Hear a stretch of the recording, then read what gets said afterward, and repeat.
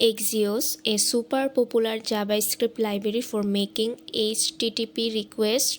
Axios হলো একটা promise based HTTP client যা জাভাস্ক্রিপ্ট দিয়ে তৈরি। এটা দিয়ে আপনি সহজেই HTTP রিকোয়েস্ট করতে পারবেন, যেমন গেট, পোস্ট, পুট বা ডিলেট। মূলত আপনি যদি কোনো এপিআই কল করতে চান, যেমন ডেটা ফেচ করা বা সার্ভারে কিছু সেন্ড করা, Axios আপনার কাজ অনেক সহজ করে দেয়।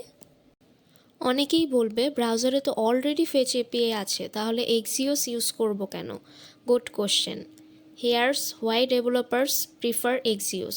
ইজি টু ইউজ, সিনট্যাক্স অনেক সিম্পল এবং readable, automatic JSON handling, response data automatically JSON ফরম্যাটে আসে, no extra parsing needed, request এবং রেসপন্স ইন্টারসেপ্টরস, আপনি ইজিলি রিকোয়েস্ট বা রেসপন্স মডিফাই করতে পারবেন।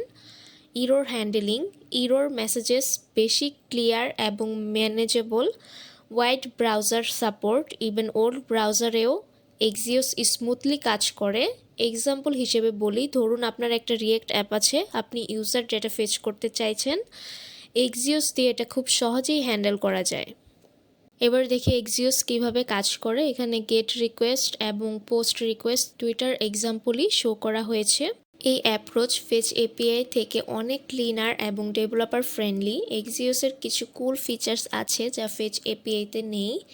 রিকোয়েস্ট ইন্টারসেপ্টরস, রিকোয়েস্টের আগে অথেন্টিকেশন টোকেন অ্যাড করা যায়। ক্যান্সেল রিকোয়েস্ট, আননেসেসারি বা লং রানিং রিকোয়েস্ট ক্যান্সেল করা যায়।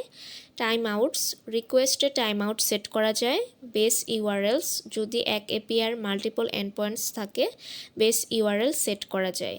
দেখলেন তো কতটা efficient. So when to use Axios, যখন এপিআই কলস অনেক কমপ্লেক্স, যদি আপনার প্রজেক্টে কনসিস্টেন্ট ইরর হ্যান্ডেলিং দরকার হয়, রিয়্যাক্ট, Vue.js বা অ্যাঙ্গুলার অ্যাপসে যদি ইন্টারসেপ্টরস বা টাইম আউটের মতো অ্যাডভান্স ফিচার্স দরকার হয়। সো এই ছিল Axios-এর একটা কুইক ওভারভিউ। আপনারা যদি এপিআই কলস নিয়ে কাজ করেন, Axios ডেফিনেটলি ট্রাই করে দেখুন। নেক্সট ভিডিওতে আমরা দেখব কিভাবে Next.js-এর সাথে Axios ইন্টিগ্রেট করা যায়। ভিডিওটা হেল্পফুল হলে লাইক করুন, সাবস্ক্রাইব করতে ভুলবেন না, আর কমেন্ট করে জানাবেন আপনি Axios ইউজ করছেন কিনা। Till next time, keep coding and make it work.